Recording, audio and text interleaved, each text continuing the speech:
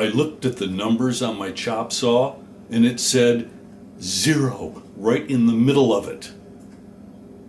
I can never remember cutting a 0-degree angle. We better check into this thing right now.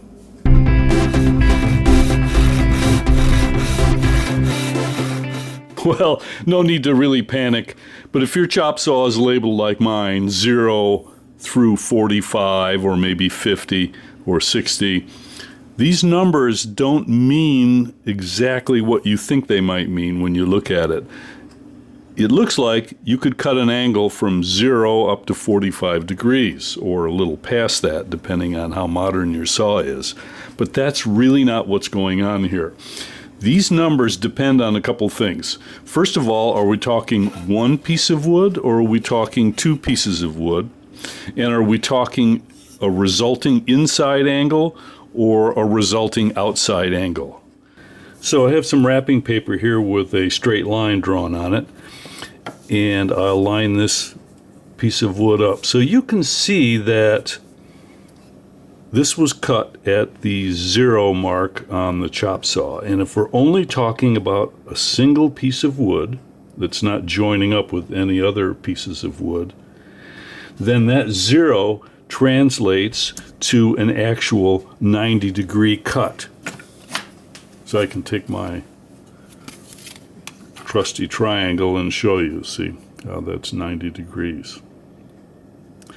And what that means in terms of the math is a single piece of wood like this would be 90 minus whatever angle is listed on the saw. So 90 minus 0 results in a 90-degree angle. Okay?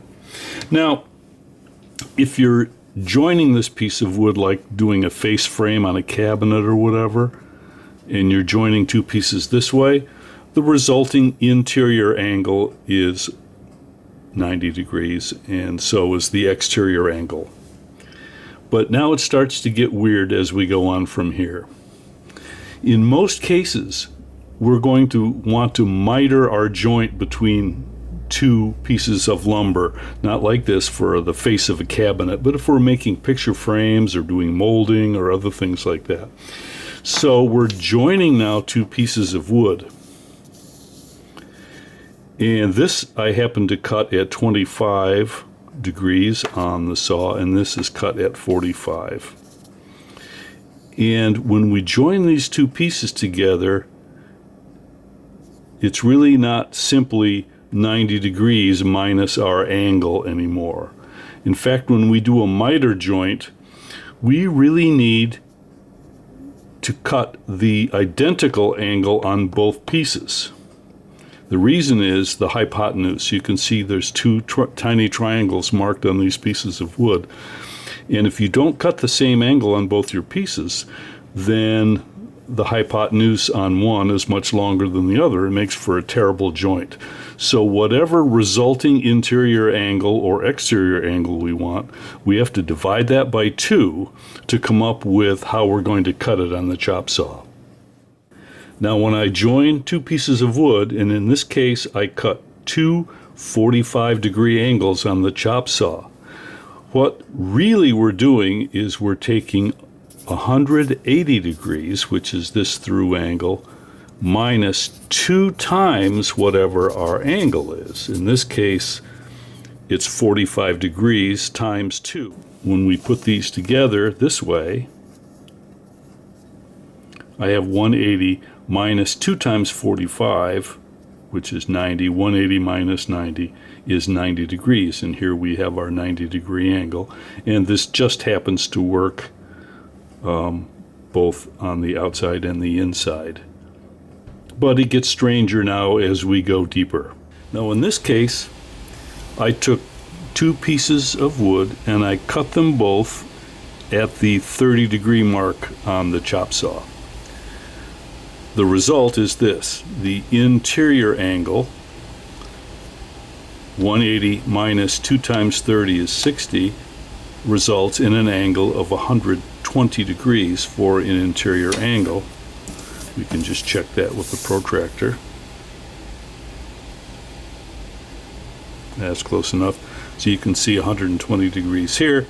The result here on the exterior angle is simply 0 plus the angle, or 180 minus the 120. We get our 60 degree, but that's an exterior angle.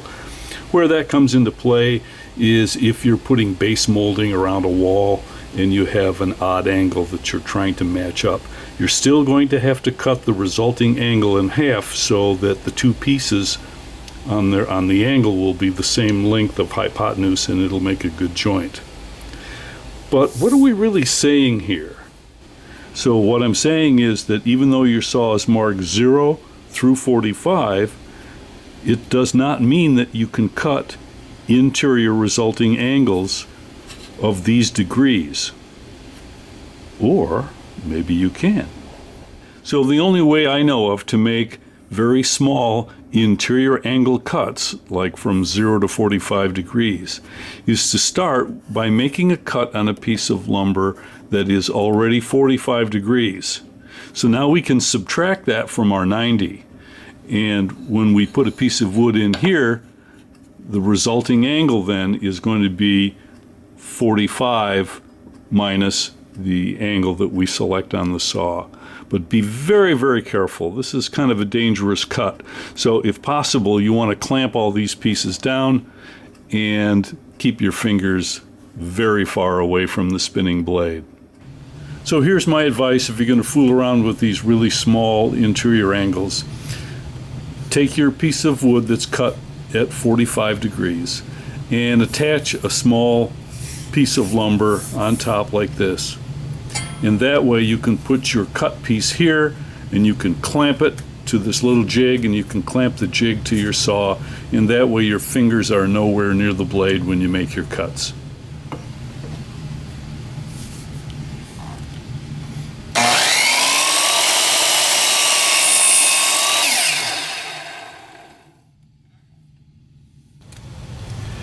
So now that we've introduced that 45 degree angle on the saw to join two pieces of wood, since those are 45 and 45 is 90, now we're talking 90 minus 2 times the angle, which in this case we cut 15 degree angle, so 90 minus 30 equals 60. So let's see what that looks like.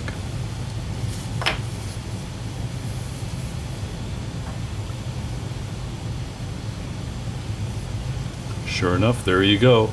A true small angle, less than 90 degrees. But it takes a little shenanigans to get there.